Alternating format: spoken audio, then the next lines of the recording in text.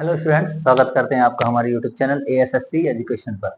आज हम पढ़ने वाले हैं क्लास 12 फिजिक्स से समांतर प्लेट संधारित्र, या फिर इसको कह सकते हैं समांतर पट्ट संधारित्र। ठीक है, तो पहले इसकी परिभाषा है, समांतर पट्ट संधारित्र क्या है और इसकी धारिता का व्यंजक स्थापित करना है। ठीक है, तो हेडिंग होगी समांतर पट्ट संधारित्र। यहाँ पर इसको लिखा नहीं है, हमें इसको हम बस बोल देते हैं। इसमें धातु की दो आयताकार प्लेटें लेते हैं। ठीक है, इसमें धातु की दो आयताकार प्लेटें होती हैं और जिनमें से जो कि एक दूसरे से कैसी होती है, समांतर होती है। इसमें धातु की दो आयताकार प्लेटें होती हैं जो एक दूसरे से समांतर स्थित होती हैं। इनमें से एक प्लेट पृथक होती है, मतलब उसका संबंध किसी से नहीं है। ठीक है, इनमें से एक प्लेट पृथक एवं दूसरी प्लेट का संबंध पृथ्वी से कर दिया जाता है। धारिता बढ़ाने के लिए दोनों प्लेटों के बीच में परावैद्युत माध्यम भर दिया जाता है, जैसे कि मोम है, रुई है, कागज वगैरह है। ठीक है, तो धारिता बढ़ाने के लिए दोनों प्लेटों के मध्य में परावैद्युत माध्यम कागज, रुई, मोम आदि को भर दिया जाता है। ठीक है, और प्लेट बी का संबंध किससे कर दिया जाता है, पृथ्वी से कर दिया जाता है। ठीक है, इसके बाद हेडिंग होगी व्यंजक। इसके चित्र के साथ साथ ही हमें इसको परिभाषा को और इसकी ये जो व्यंजक है आगे सब इसको डेफिनेशन वगैरह सब कुछ चित्र के अकॉर्डिंग ही समझना है। ठीक है, तो माना कि ए और बी धातु की दो आयताकार प्लेटें होती हैं, तो हमको सबसे पहले दो प्लेटें बना लेना है। ठीक है, हमको इसको ध्यान से देखना है। जैसे कि ये धातु की एक प्लेट है। ओके, इसको हम इस तरीके से ब्लैक कर सकते हैं। फिल कर दें इसको। एक प्लेट ये है और दूसरी प्लेट यहाँ है। इसमें धातु की दो आयताकार प्लेटें होती हैं। ठीक है, मोटी पतली नहीं रहेंगी, एक ही जैसी हैं, चित्र में देख सकती हैं अलग अलग। इसमें धातु की दो प्लेटें होती हैं। ठीक है, एक प्लेट को क्या दिया जाता है, धनावेश। ठीक है, जो इसकी सतह पर एवं आंतरिक सतह पर पूर्ण रूप से फैल जाता है। ठीक है, इसमें धातु की दो आयताकार प्लेटें हैं जिनके बीच की दूरी कितनी है, डी है। होता क्या है, जब इसको धनावेश दिया जाता है, जैसे हम इसको यहाँ से धनावेश दें, यहाँ से क्यू। ठीक है, तो ये इसकी आंतरिक सतह पर पूरे तौर पर फैल जाएगा, बाहरी सतह पर, आंतरिक सतह पर। और इस वाली प्लेट पर अंदर की तरफ क्या हो जाएगा, ऋणावेश उत्पन्न हो जाएगा और बाहरी सतह पर क्या होता है, धनावेश होता है।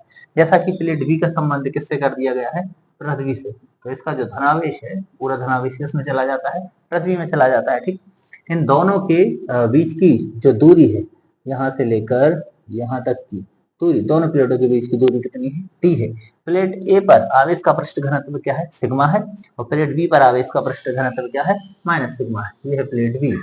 अब प्लस क्यू से धारा प्रवाहित होगी माइनस की तरफ। ठीक है, तो यहाँ से सीधा सीधा इस तरह से इनके बीच में परावैद्युत माध्यम है।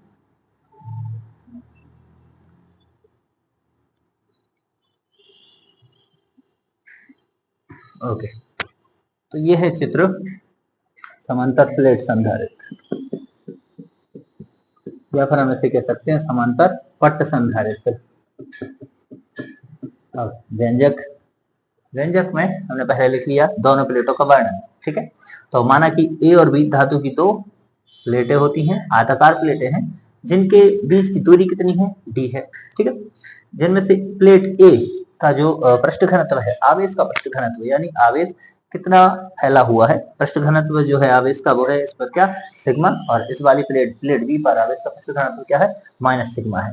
अब हमको डेरिवेशन में करना क्या है, प्लेट ए एवं प्लेट बी के बीच की जो है हम पहले निकालेंगे तीव्रता। ठीक है, तो प्लेट ए व प्लेट बी पर तीव्रता, प्लेट ए व प्लेट बी पर तीव्रता, तीव्रता मतलब कि क्या होता है, ई, ई बराबर ये है सिग्मा अपॉन के एप्सिलॉन नॉट। ओके, इसको याद रखना होगा इस वैल्यू को।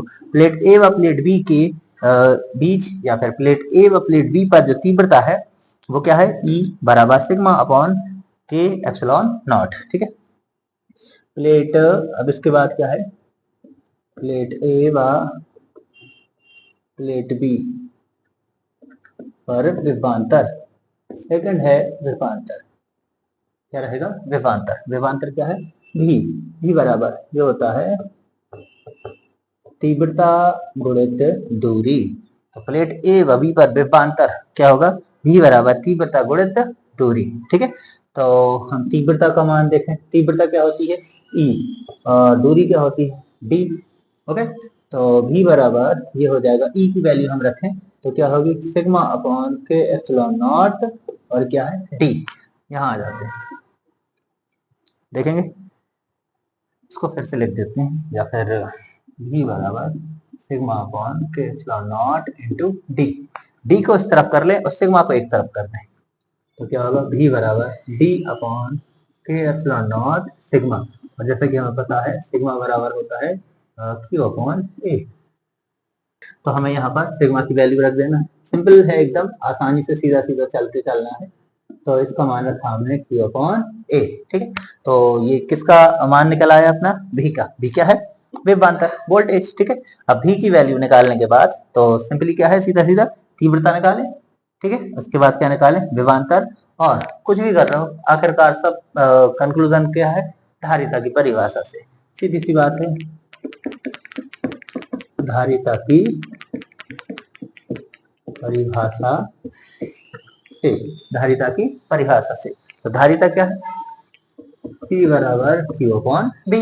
तो धारिता की परिभाषा से क्या होता है? C बराबर Q अपॉन V। तो रखेंगे हम वैल्यू Q ऊपर, और V की वैल्यू है D अपॉन के एप्सिलॉन नॉट, और Q अपॉन A। तो Q से Q क्या हो गया? कट गया। ठीक है, अब यहाँ पे क्या बचा? C बराबर 1 अपॉन D अपॉन के एप्सिलॉन नॉट, और बचा 1 अपॉन A। और हमें पता है तीसरी संख्या कहाँ जाती? ऊपर। तो ये सब कुछ कहाँ चला जाएगा? ऊपर। तो C बराबर ये बचा के एप्सिलॉन नॉट A अपॉन में क्या बचा है? D। ठीक है, तो K बराबर एक रखने पर, K बराबर कितना? एक रखने पर, तो बचेगा C बराबर epsilon not A upon D। धारिता की इकाई है फैराड। ओके, यही समांतर पट्ट संधारित्र का सिद्धांत है। Okay, thank you.